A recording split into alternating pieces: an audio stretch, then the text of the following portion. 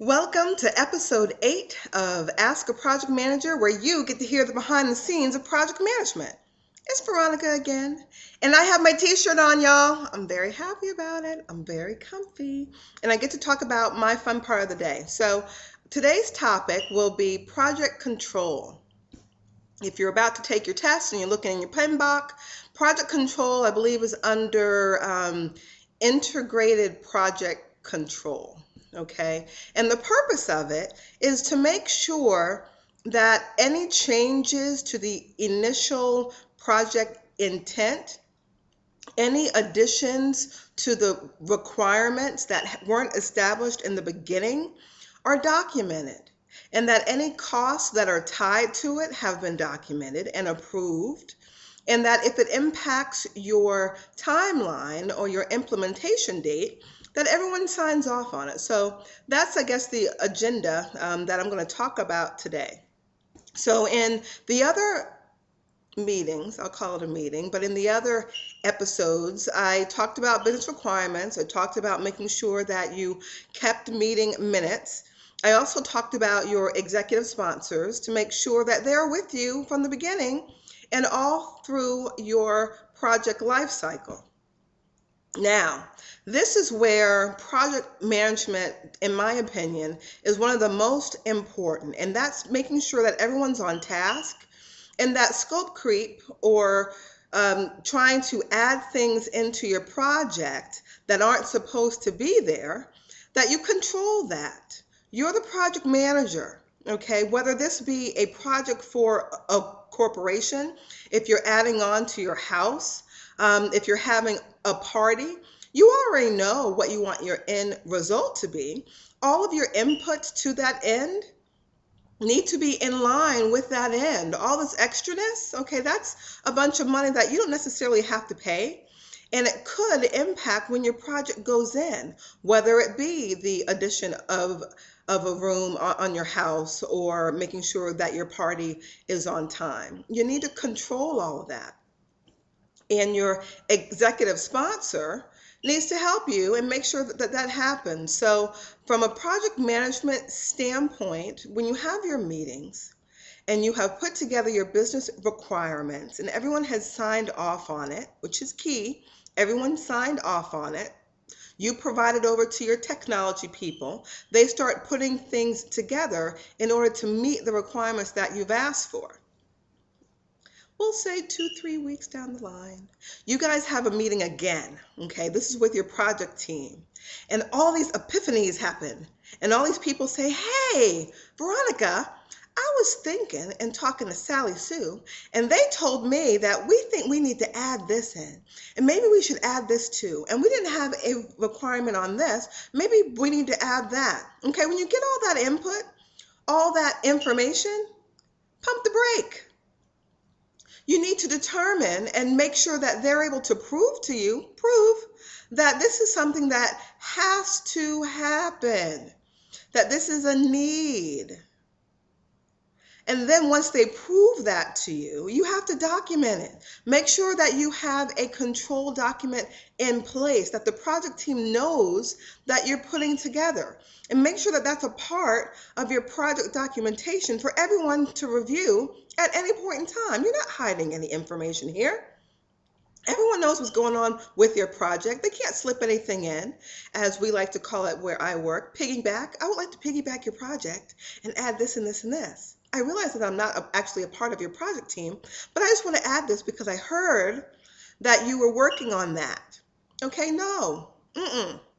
So after you've pushed them to the wall and given them the opportunity to prove that this is actually something that is needed and that it has to happen for us to be in compliance, or it has to happen in order to meet the intent of your project, document it.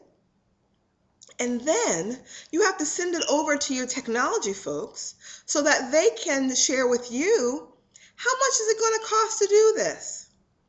Because they've already started to do their work. So if you're changing stuff up all willy-nilly at the nth hour, they need to charge you for it. hate it for you, but there's a cost. And then it's very possible that they can come back and tell you, yeah, not only will it cost blase skippy dollars, but we got to push out your implementation date. I know I told you you were going to have it in December, but since you want to add this, and this, I'm not going to give it to you till March. How does that impact your day? Okay, find out, because your executive sponsors will be the ones that will hold all the purse strings, and they also are the ones that have to share if our project goes in on time. See if they're funding for all these additions that have to happen. All right. Now, like I stated earlier, your project team, as time goes on, they're going to be sharing a whole bunch of what ifs. They're going to share a whole bunch of, we should really put this in there, Veronica. Yeah. Okay. If that happens, even if we don't add it, even if we don't account it as a change, you still need to document it.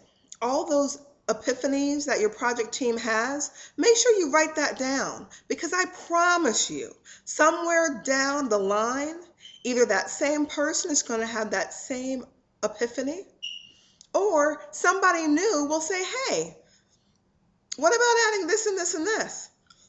And then you'll be able to say, you know what, we're not adding that. Thanks for playing. We're not doing it. And you'll be able to document and prove that you've already talked about it, and we've already said no, and the executive sponsor said no. So make sure that whatever you do, document everything. Also, make sure that your executive sponsor signs off on either adding it or not adding it.